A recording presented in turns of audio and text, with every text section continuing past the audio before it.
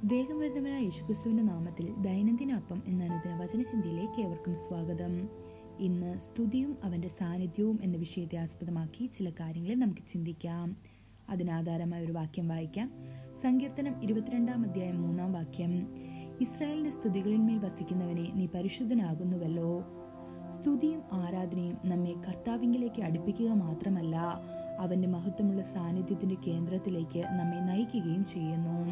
അതിനാൽ ദൈവത്തിന്റെ സാന്നിധ്യം അനുഭവിക്കാൻ ആഗ്രഹിക്കുന്നവർ സ്തുതിയുടെ ജീവിതം വളർത്തിയെടുക്കാൻ പഠിക്കണം.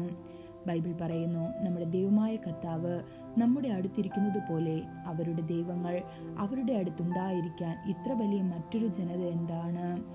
ഞാൻ ഇന്ന് നിങ്ങളുടെ മുൻപിൽ വയ്ക്കുന്ന ഈ നിയമസംഹിത പോലെ നീതിയുള്ള കൽപ്പനകളും നിയമങ്ങളും മറ്റ് ഏത് ജനതയ്ക്കുള്ളതാണ് എന്ന് ഇത് ആവർത്തന പുസ്തകം 4-ാം അധ്യായം 7-8 വാക്യങ്ങളിൽ കാണപ്പെടുന്നു. ദൈവസന്നിധിയിൽ എപ്പോഴും വസിക്കാൻ അതിയായി ആഗ്രഹിച്ച ദാവീദ് ഉറച്ച തീരുമാനമെടുത്തു. ഞാൻ എപ്പോഴും കർത്താവിനെ വാഴ്ത്തും, അവന്റെ സ്തുതി എപ്പോഴും എന്റെ നാവിന്മേലിരിക്കും. ഇത് സങ്കീർത്തനം 34-ാം അധ്യായം 1-ാം വാക്യത്തിൽ കാണപ്പെടുന്നു. ഒരു തത്വചിന്തകൻ ഒരിക്കൽ പറഞ്ഞു, മറ്റുള്ളവരിലെ നന്മയെ തിരിച്ചറിയുകയും വിലമതിക്കുകയും ചെയ്യുന്നവരാണ് ഏറ്റവും സന്തോഷവതിയും ആരോഗ്യവതിയും. എന്നാൽ ദൈവത്തിന്റെ നന്മയെ നിരന്തരം ഓർമ്മിക്കുകയും അവന്റെ മഹത്വത്തിനായി അവനെ സ്തുതിക്കുകയും ചെയ്യുന്നവർ എത്രയോ സന്തോഷവതിയും ശക്തനും വിജയിയുമാണ്. ദാവീദ് രാജാവ് പ്രഖ്യാപിക്കുന്നു, അത്യുന്നതനെ കർത്താവിന് നന്ദി പറയുന്നതും നിന്റെ നാമത്തെ സ്തുതിക്കുന്നതും 10 കമ്പിയുള്ള വീണ കൊണ്ടും കിന്നരത്തോടും സ്വരച്ചേർച്ചയുള്ള ശബ്ദത്തോടെ രാവിലെ നിന്റെ ദയയും രാത്രി മുഴുവൻ നിന്റെ വിശ്വസ്തതയും പ്രഖ്യാപിക്കുന്നതും നല്ലതാണ്. ഇത് സങ്കീർത്തനം 92-ാം അധ്യായം 1 മുതൽ 3 വരെയുള്ള വാക്യങ്ങളിൽ കാണപ്പെടുന്നു. അതെ, കർത്താവിനെ സ്തുതിക്കുന്നത് നല്ലതാണ്.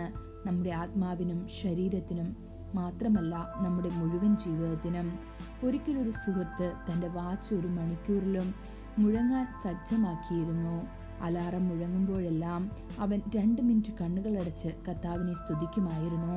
ഇത് ചെയ്യുന്നത് ദിവസം മുഴുവൻ തന്നെ ചുറ്റിപ്പറ്റിയുള്ള ദൈവത്തിന്റെ സാന്നിധ്യത്തെക്കുറിച്ച് കൂടുതൽ ബോധവാന്മാരാക്കുന്നുവെന്ന് അദ്ദേഹം സാക്ഷ്യപ്പെടുത്തി. അതുപോലെ വീണ്ടും ജനിച്ച ഒരു ബസ് ഡ്രൈവർ ഒരിക്കൽ പറഞ്ഞു, ഞാൻ വാഹനം ഓടിക്കുമ്പോൾ ട്രാഫിക് ലൈറ്റ് ചുവപ്പാകുമ്പോൾ മറ്റുള്ളവരെ പോലെ ഞാൻ അസ്വസ്ഥനാകില്ല. എനിക്കത് സ്തുതിയുടെ ഒരു നിമിഷവും ദൈവസാന്നിധ്യം അനുഭവിക്കാനുള്ള സമയവുമായി മാറുന്നു. പ്രിയ ദൈവമക്കളെ, നിങ്ങളുടെ ജീവിതത്തിൽ സ്തുതിയുടെ ഒരു മാതൃക സ്ഥാപിക്കുന്നതിനെ കുറിച്ച് നിങ്ങൾ ചിന്തിക്കുമോ? നിങ്ങൾ ദൈവത്തെ സ്തുതിക്കുന്നത് ഒരു ദൈനംദിന ശീലമാക്കുകയാണെങ്കിൽ അത് നിങ്ങൾക്ക് ഉന്മേഷദായകവും ആഴത്തിൽ സന്തോഷകരവുമാണെന്ന് കണ്ടെത്തും. ഈ വചനങ്ങളാൽ ദൈവം നമ്മെ ഓരോരുത്തരെയും അനുഗ്രഹിക്കുമാറാകട്ടെ. കൂടുതൽ ധ്യാനത്തിനുള്ള വാക്യം യെശയ്യാവ് 12-ാം അധ്യായം 4-ാം വാക്യം. അന്നാളിൽ നിങ്ങൾ പറയുന്നത്, യഹോവയ്ക്ക് സ്തോത്രം ചെയ്യുവീൻ, അവന്റെ നാമത്തെ വിളിച്ചപേക്ഷിപ്പീൻ, ജാതികളുടെ ഇടയിൽ അവന്റെ പ്രവൃത്തികളെ അറിയിപ്പീൻ, അവന്റെ നാമം ഉന്നതമായിരിക്കുന്നു എന്ന് പ്രസ്താവിപ്പീൻ. ഇന്നത്തെ ബൈബിൾ വായന രാവിലെ സങ്കീർത്തനങ്ങൾ 132, 133, 134 അധ്യായങ്ങൾ. വൈകുന്നേരം 1 കൊരിന്ത്യർ 11-ാം അധ്യായം 17 മുതൽ 34 വരെയുള്ള വാക്യങ്ങൾ. ആമേൻ.